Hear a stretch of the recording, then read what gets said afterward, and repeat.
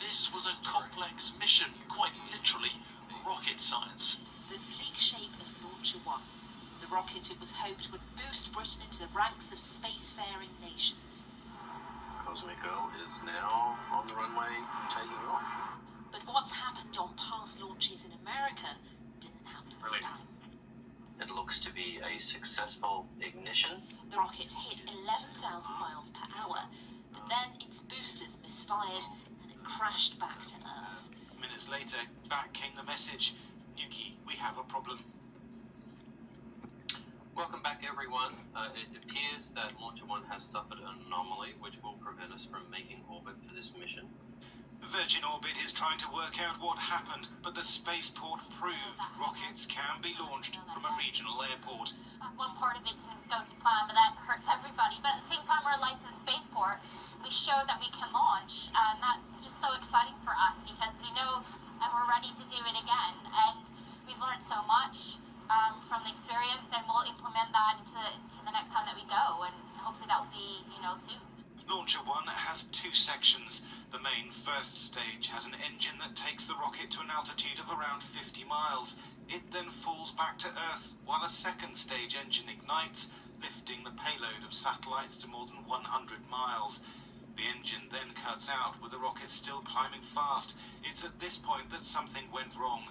The rocket only reached 11,000 miles an hour, well short of the speed needed to put the satellites in orbit. NASA and SpaceX make rocket launches look easy, but many of their early missions also failed. It wasn't just the payload of 9 satellites which fell from space. The share price of Virgin Orbit's parent company plunged too, down nearly 20%. This was a Virgin Orbit, was trying to demonstrate to the world that they are capable of operating from anywhere, anytime, any place, and instead it ended with the loss of all of the entire payload. On board the rocket was a prototype for a space factory. Insurance covers the loss, but not the months of work that went into the design.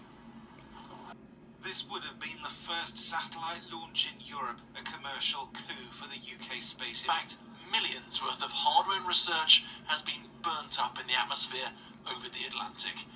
Amongst the casualties, the first ever satellite built in Wales, designed to manufacture in zero gravity. They, at least, were covered by insurance. But getting there has been a decades-long work in progress.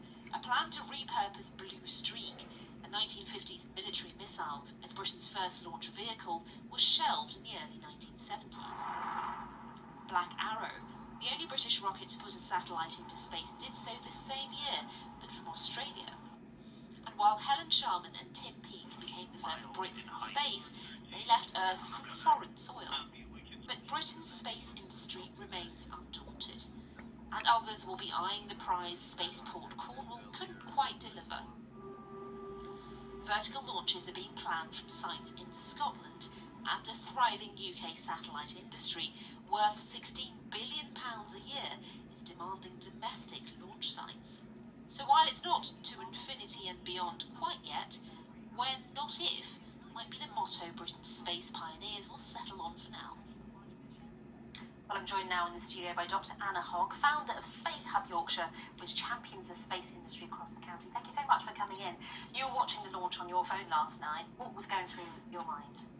Well, I think my mind was in the same place as everyone else watching the launch, was that we were so supportive of the activities going on down in Cornwall, and we were just willing the launch to be a success. Although the satellites weren't placed in orbit, there's many milestones that we passed that I think are something we can celebrate here in the UK. It's fantastic to see this new facility built down in Cornwall, and there are many others across the UK, up in Sutherland and also in Shetlands.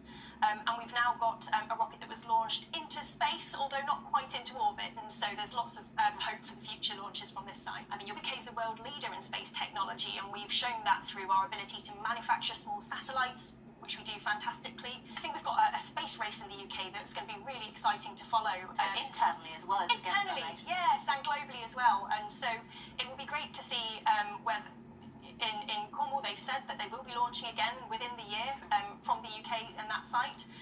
But equally, we're building the facility up in Scotland rapidly as well, and so it'll be really nice to see what comes next. I'll be watching. The next thing we should be looking out for is the next generation of satellite instruments that we will launch through our involvement in the European Copernicus satellite program. And where's that going to be happening? It's going to be happening all across Europe and the world. Right, Dr. Anna, thank you very much.